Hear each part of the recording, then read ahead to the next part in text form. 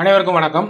இந்த வீடியோவில் நம்ம என்ன பார்க்க போகிறோம் அப்படின்னு பார்த்தீங்கன்னா, டிஎன்பிஎஸ்சி ஓல்டு கொஸ்டின் தான் பார்க்க போகிறோம். எந்த பகுதியில் இருந்து அப்படின்னு பார்த்தீங்கன்னா, ஜென்ரல் தமிழில் அழகு 3ல் எழுத்துத்திறன் அப்படிங்கக்கூடிய பகுதியில் இருந்து தான் வினாக்கள் பார்க்க போகிறோம். அதுவுமே பார்த்தீங்கன்னா அதில் இருக்கக்கூடிய ஒரு சப்டாபிக்கான மரபு தமிழ் அப்படிங்கக்கூடிய பகுதியிலிருந்து வினாக்கள் பார்க்க போகிறோம்.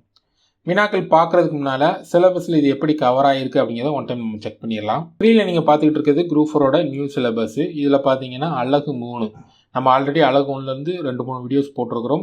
ஸோ அதற்கான லிங்க் நம்மளுடைய சேனலில் இருக்குது, போய் பார்த்துருங்க.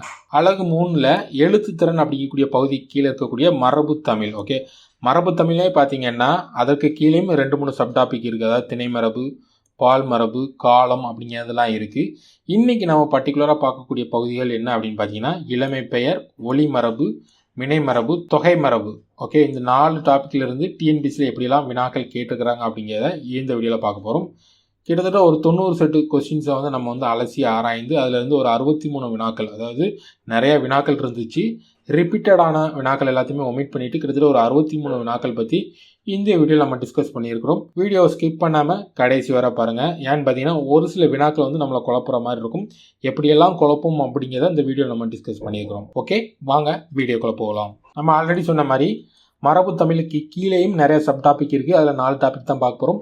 அதில் முதல் டாபிக் பார்த்தீங்கன்னா இளமை பெயர். ஓகே, இதில் பார்த்தீங்கன்னா இளமை பெயர் சம்மந்தமான வினாக்கள் என்னென்ன கேட்டிருக்கிறாங்கன்னு பார்க்க போகிறோம். அதற்கப்புறமா ஒவ்வொரு சப் டாபிக், அந்த சப் டாபிக்லேருந்து எப்படியெல்லாம் வினாக்கள் வந்திருக்கு அப்படிங்கிறத நம்ம வந்து தனித்தனியாக பார்க்க போகிறோம். ஓகேவா? முதல் வினா, பிழை திருத்தம். மரபு பிழைகள், இளமை பெயரை தேர்க. ஓகேவா? சிங்கம் கொடுத்துட்டு இதோட இளமை பெயர் கேட்டிருக்கிறாங்க. பேச்சு வழக்கில் நம்ம என்ன சொல்லுவோம்? சிங்க குட்டின்னு சொல்லுவோம். ஆனால் மரபுப்படி எப்படி சொல்லணும்னா சிங்க குருளை அப்படின்னு தான் சொல்லணும். சிங்க குருளை. அடுத்த வினா, மரபு பிழையற்ற தொடரை தேர்ந்தெடு. ஓகே, ஆல்ரெடி முதல் வினா பார்த்தது தான்.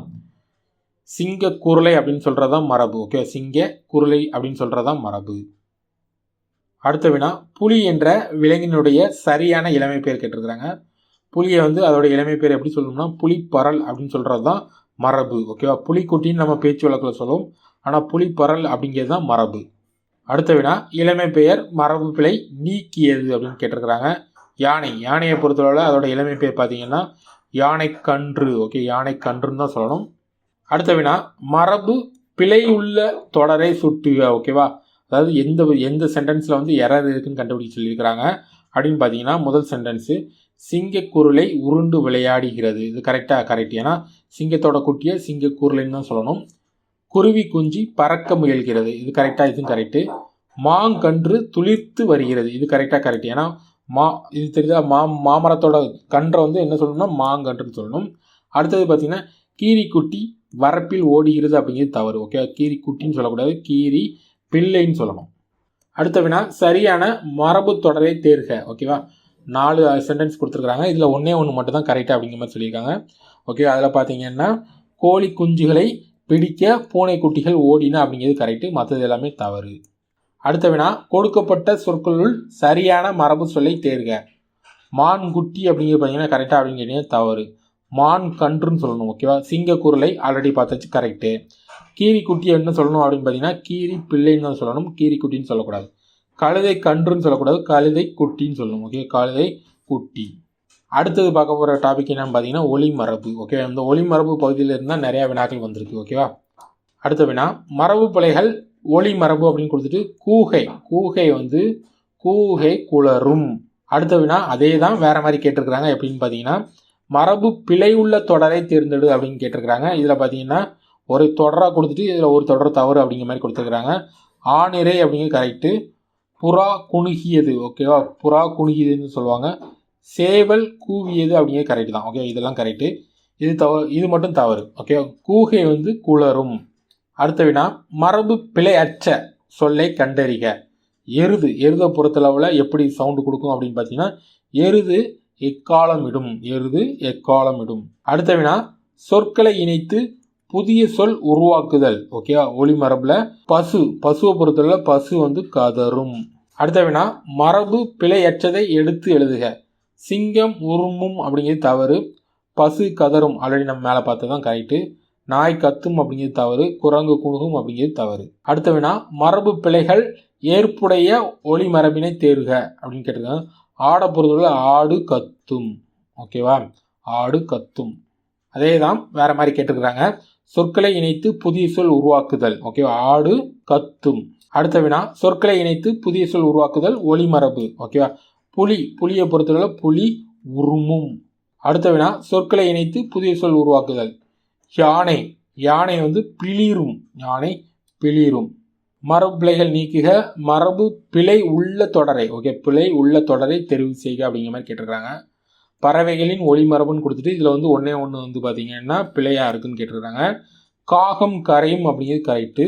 ஆந்தையை பொறுத்தவரை ஆந்தை அலரும், இதுவும் கரெக்டு. மயில் அகவும் அப்படிங்கிறதும் கரெக்டு. கோழி கூவும் அப்படிங்கிறது தவறு. கோழியை பொறுத்தவரை கோழி கொக்கரிக்கும், சேவல் தான் கூவும். ஓகேவா, கோழினா பெட்டக்கோழி. ஓகேவா, சேவல்னா ஆண் கோழி. அவ்வளோதான். அடுத்த வினா அதே தான் கேட்டிருக்கிறாங்க. கோழி கூவும், மரபு பிழையை நீக்குக. கோழியை பொறுத்தவரை கோழி கொக்கரிக்கும். அடுத்த வினா, மரபு பிழையற்ற தொடரை காண்க. ஓகே, 4ல் ஒன்று பிழையற்றது என்ன அப்படின்னு பார்த்தீங்கன்னா கோழி கொக்கரிக்கும், ஆல்ரெடி பார்த்தாச்சு. நரி ஊளையிடும் அப்படிங்கிறது கரெக்ட். அப்படின்னு பார்த்தீங்கன்னா கோழி கொக்கரிக்க நரி இட்டது அப்படிங்கக்கூடிய தொடர் கரெக்ட். அடுத்த வினா, மரபு பிழை அற்ற தொடரை தேர்வு செய்ய அப்படின்னு கேட்டிருக்கிறாங்க.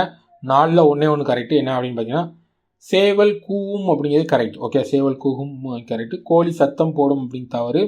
புறா கொக்கரிக்கும் அப்படிங்கிறது தவறு. கோழி கரையும் அப்படிங்கிறது தவறு. அடுத்த வினா, மரபு பிழை அற்றதை எடுத்து எழுதுக. ஓகேவா, சேவல் கொக்கரிக்கும், கோழி கூவும். ஓகே, இது தவறு. இதை வந்து மரபு பிழையற்றதை எப்படி மாற்றலாம்னா சேவல் கூவும், கோழி கொக்கரிக்கும். அப்படியே உல்டாவாக இருக்குது. ஓகேவா, அப்போ கூவும் கொக்கரிக்கும் அப்படிங்கிறது கரெக்டு. அடுத்த வினா, கிளி என்பதுடன் பொருந்தி வரும் ஒளி மரபு சொல் எதுவென கண்டறிக. ஓகேவா, கிளியை பொறுத்தவரை கிளி பேசும். அடுத்த வினா, மயில் என்பதற்கு பொருந்தி வரும் சொல் எதுவென கண்டறிக. மயில் அகவும், அதாவது அப்போ அகவியது அப்படிங்கிறது கரெக்ட். அடுத்த வினா, வண்டு என்பதுடன் பொருந்தி வரும் ஒளி மரபு சொல்லை கண்டறிக. வண்டை பொறுத்தவரை முரளும். ஓகேவா, ரீங்காரம் விடும் நிறைய பேர் செலக்ட் பண்ணிடுவாங்க. ரீங்காரம் விடும் அப்படிங்கிறது தவறு. கரெக்டான மரபு என்ன அப்படின்னு பார்த்தீங்கன்னா வண்டு முரளும். அடுத்த வினா, ஒளி மரபு பிழையை திருத்துக. ஓகே, எல்லாம் தவறாக கொடுத்துருக்குறாங்க. ஓகே, இங்கே கொடுத்துருக்க சென்டென்ஸ் எல்லாம் மாற்றி எது கரெக்டாக வரும் அப்படிங்கிறத கண்டுபிடிக்க சொல்லியிருக்காங்க. மயிலை பொறுத்தவரை மயில் அகவும், ஆந்தை அலரும், சேவல் பார்த்தீங்கன்னா கூவும். அப்படின்னு பார்த்தீங்கன்னா ஆப்ஷன் ஏ தான் சரியானது. அடுத்த வினா, மரபு பிழை இல்லாத தொடர் எதுன்னு கேட்டிருக்கிறாங்க. ஓகே, மரபு பிழை இல்லாத தொடர் பார்த்தீங்கன்னா காகம் கரையும் அப்படிங்கிற கரெக்டு. சேவலை பொறுத்தவரை சேவல் கூவும், கோழி கொக்கரிக்கும், நாய் வந்து குலைக்கும். ஓகேவா. அடுத்த வினா, மரபு வலுவை காண்க. ஓகே, எது தவறாக இருக்குன்னு கேட்டிருக்காங்க. மயில் அகவும் அப்படிங்கிற கரெக்டு. கோழி கொக்கரிக்கும் அப்படி கரெக்டு. குயில் கத்தும் அப்படிங்கிறது தவறு. குயில் கூவும். கிளி கீச்சிடும் அப்படின்னு கொடுத்துருக்காங்க. எனக்கு தெரிஞ்சு இது வந்து தவறுன்னு தான் நான் சொல்வேன். கிளியை பொறுத்தளவில் பேசும். கீச்சிடும் அப்படிங்கிறது எதுனா பார்த்தீங்கன்னா எலி கீச்சிடும். ஓகேவா, அணில் கீச்சிடும்னு வரும். அப்போ இதுவும் தவறு தான். அடுத்த வினா, மரபு பிழையற்றதை எடுத்து எழுதுக. ஓகேவா, அப்படின்னு பார்த்தீங்கன்னா கூவும் குயில் தான் சொல்லணும். ஓகே, கூவும் குயில். பாடும் குயில்னு சொல்லக்கூடாது, பேசும் குயில்னு சொல்லக்கூடாது, கத்தும் குயில்னு சொல்லக்கூடாது, கூவும் குயில்னு தான் சொல்லணும். அடுத்த வினா, தவறான ஒளிமரபு சொல்லை தேர்வு செய்க. ஓகேவா, தவறான ஒளிமரபு அப்படின்னு பார்த்தீங்கன்னா குயில் கூவும் அப்படிங்கிறது கரெக்டு. மயில் அகவும் அப்படிங்கிறது கரெக்டு. கிளி பேசும், ஆல்ரெடி கிளி பேசும் பார்த்தாச்சு. புறா குளரும் அப்படிங்கிறது தவறு. கூகை தான் குளரும், புறா வந்து குணுகும். ஓகேவா. அடுத்த வினா, மரபு பிழை நீக்கிய சொல்லை தேர்வு செய்க. புறா குணுகும் கரெக்டு. ஓகே, கிளி பூவும் இங்கே தவறு. கிளி பேசும், மயில் அகவும், குயில் கூவும். அடுத்த வினா, சரியான மரபு சொல்லை தேர்ந்தெடுத்து எழுதுக. ஆந்தை அலரும். அடுத்த வினா, மரபு பிழைகளை நீக்கி எழுதுக.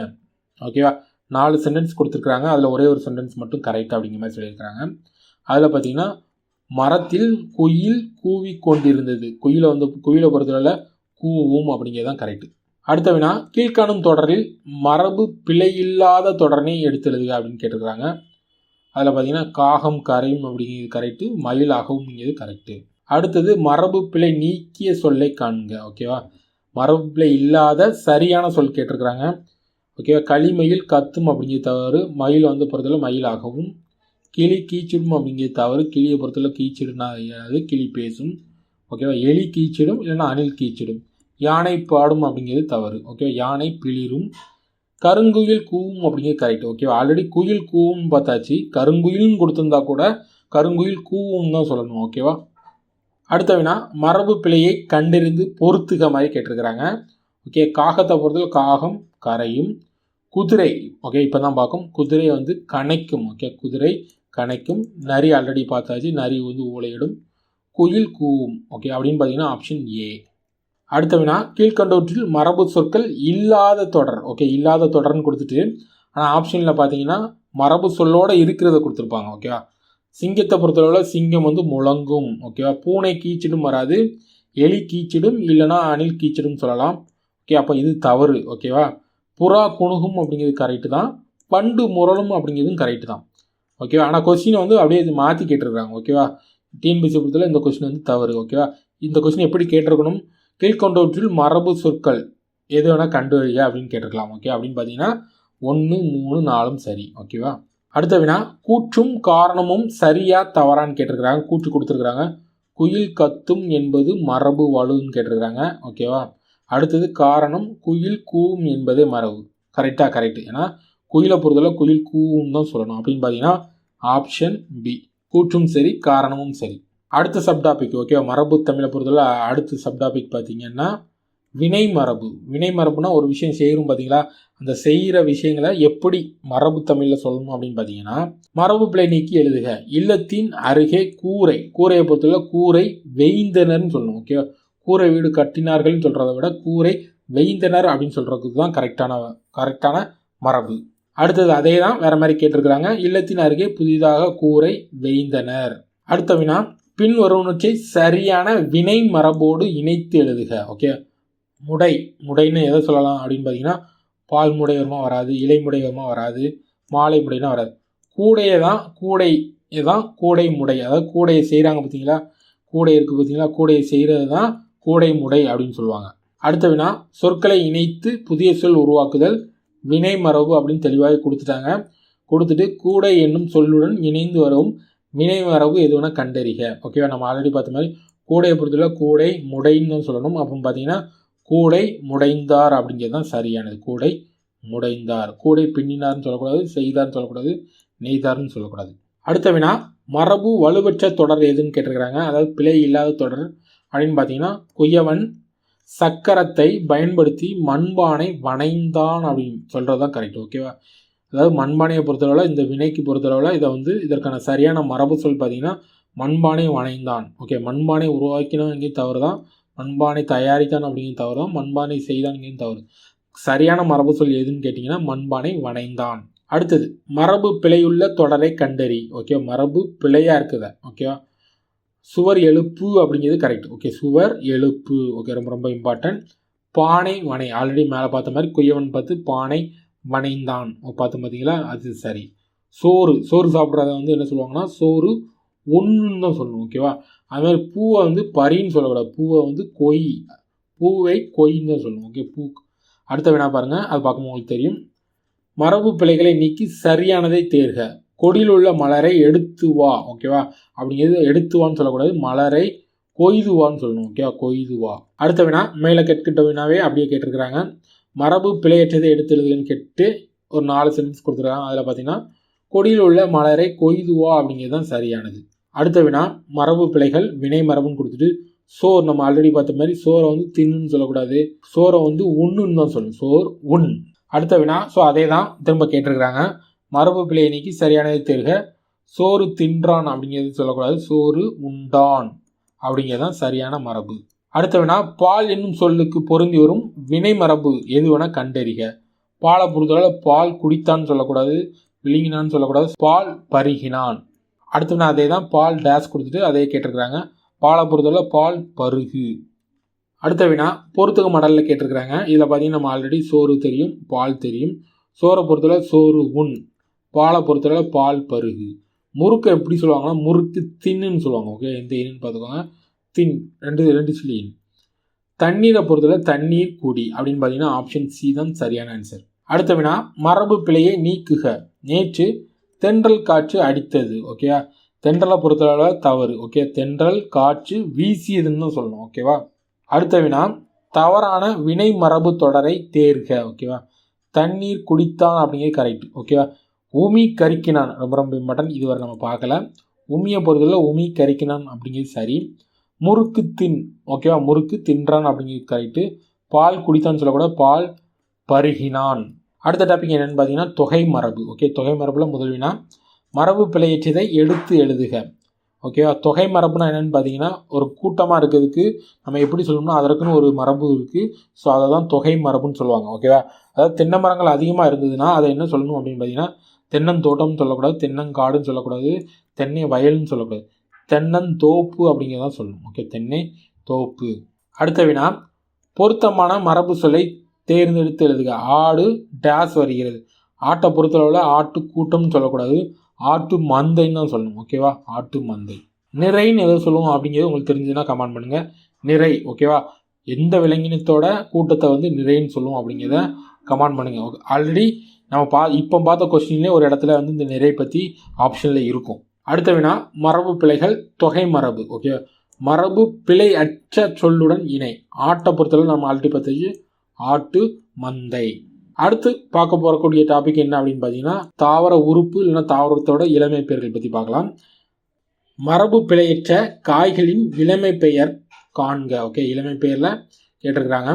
ஓகே, இதில் பார்த்தீங்கன்னா கத்திரி பிஞ்சு அப்படிங்கிறது கரெக்டு. ஓகேவா, வாழைக்காய்க்கு வந்து என்ன இளமை பெயர் அப்படிங்கிறத நீங்கள் கமெண்ட் பண்ணிடுங்க. ஓகே, மாம்பிஞ்சை பொறுத்தளவு மா வடுன்னு சொல்லுவாங்க, அவரைக்காயை பொறுத்தளவு அவரை பிஞ்சுன்னு சொல்லுவாங்க. ஓகே, அவரை பிஞ்சு. வாழைக்காய்க்கு வந்து அதோட இளமை பெயர் என்ன அப்படிங்கிறத மறக்காமல் கீழே கமெண்ட் பண்ணிடுங்க. ஓகேவா, அடுத்த வினா சரியான மரபு சொல்லினை தேர்க. சப்பாத்தி கல்வியை பொறுத்து என்ன சொல்லுவாங்கன்னா மடல்னு சொல்லுவாங்க, சப்பாத்தி மடல்னு சொல்லுவாங்க. அடுத்த வினா சரியான மரபு சொல்லினை தேர்க. நாணல் நாணல் தோகைன்னு சொல்லுவாங்க. ஓகே, நாணல் தோகை. அடுத்தது கமுகு. கமுகுன்னா என்னென்னு பார்த்தீங்கன்னா பாக்கு. கமுகு கூந்தல்னு சொல்லுவாங்க. ஓகே, கமுகு கூந்தல். அடுத்த வினா மரபு பிழையற்றதை எடுத்து எழுதுக.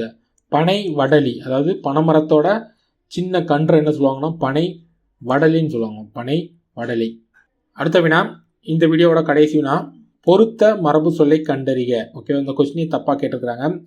பொருத்தமற்ற மரபு சொல்லை கண்டறிக அப்படிங்கிற மாதிரி கேட்டிருக்கணும். அது மாதிரி ஆப்ஷனுமே தப்பாக செலக்ட் பண்ணியிருக்கிறாங்க. ஓகேவா, இதில் என்ன கேட்டிருக்கிறாங்கன்னா இளமை பெயரில் தவறானது கேட்டிருக்கிறாங்க. வாழைக்கச்சல் கரெக்டு தான், அதாவது வாழை பிஞ்சை வந்து வாழைக்கச்சல்னு சொல்லுவாங்க. அது மாதிரி மாம்பிஞ்சை மாவடுன்னு சொல்லுவாங்க, பலா பிஞ்சை பலா மூசுன்னு சொல்லுவாங்க, இது கரெக்டு தான். முருங்கை சரடுன்னு சொல்ல மாட்டாங்க. ஓகேவா, சின்ன பிஞ்சை முருங்கை பிஞ்சுன்னு சொல்லுவாங்க. ஓகே, முருங்கை பிஞ்சு அப்படின்னு பார்த்தீங்கன்னா பி தான். ஓகேவா, கொஸ்டினும் தவறு, ஆப்ஷனும் தவறு. ஓகேவா, அவ்வளோதாங்க. அதாவது இந்த மரபு தமிழுக்கு கீழே இருக்கக்கூடிய அந்த பர்டிகுலரான டாப்பிக்கில் இருந்து டிஎன்பிசியில் ரீசெண்டாக கேட்கப்பட்ட வினாக்கள் அவ்வளோதான். உங்களுக்கு இந்த வீடியோ பிடிச்சிருந்துன்னா மறக்காமல் ஒரு லைக் பண்ணிடுங்க. இந்த வீடியோவில் ஏதாவது ஒரு இம்ப்ரூவ்மெண்ட் பண்ணணும்னு நினச்சிங்கன்னா மறக்காமல் கமெண்ட் பண்ணிடுங்க. இந்த கொஸ்டினுக்கான பிடிஎஃப் பார்த்தீங்கன்னா கீழே கொடுத்துருப்பேன். ஸோ அந்த பேஜில் போய் பாருங்கள், ஒரு பேஜ் லிங்க் இருக்கும்.